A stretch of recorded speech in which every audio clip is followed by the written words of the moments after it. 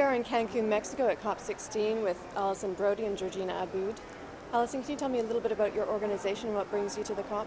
Sure, I work for an organisation called Bridge, and we're an information development programme based at the Institute of Development Studies in the UK. And what we're working on at the moment is a programme on gender and climate change.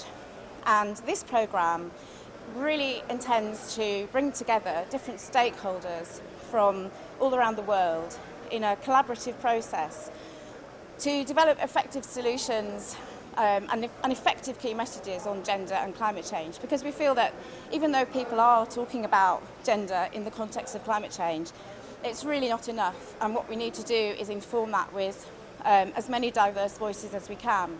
So a key resource coming out of this programme will be what's called a cutting edge pack, which will be a report that draws on recent cutting-edge research and really tries to communicate that in very accessible ways for policymakers and practitioners, so they can really apply that in their work in a constructive way, in a way that's very much evidence-based. Georgina, can you tell me why it's so important to integrate gender into climate change policy? There are lots of reasons to integrate gender into climate change policy. I'll just go through maybe a couple of them. The first one is around access to resources. Climate change exacerbates existing gender inequalities and women's access to resources.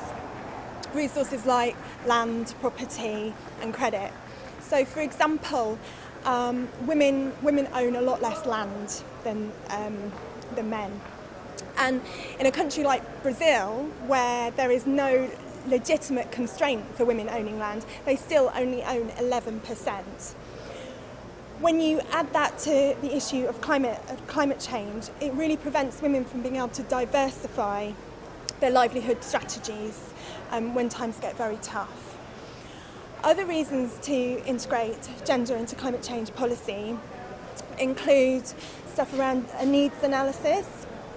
So basically, it's a practical approach to make policies more effective by looking at the requirements of men and women when you're creating policy and what they're doing and needing on the ground. So what are the challenges then in terms of getting it integrated into policy?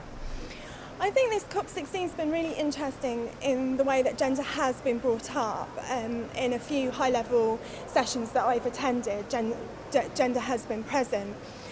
I think the challenge is getting people to think about gender and engage with it in a much deeper way. When people talk about gender, they often just talk about women, when in fact gender is about social relationships and the power dynamics between men and women, and that those issues are really important because they structure the way society behaves. There's also issues around the way women are portrayed. Very often women are seen as being vulnerable and victims in climate change situations. Actually, women are hugely agents of change, and already they are performing masses of adaptation and mitigation strategies across the world. And I think if we're going to really seriously tackle climate change, we need to look at women as part of the solution. Those who experience climate change at a very visceral, personal level, they should be able to gather that. They should be able to engage people at the grassroots level in formulating that information and really packaging it in a way that's going to feed directly into policy, which will give clear directions for what's needed. And I think at the moment that's missing. I think there are a few people out there who are getting a lot of money.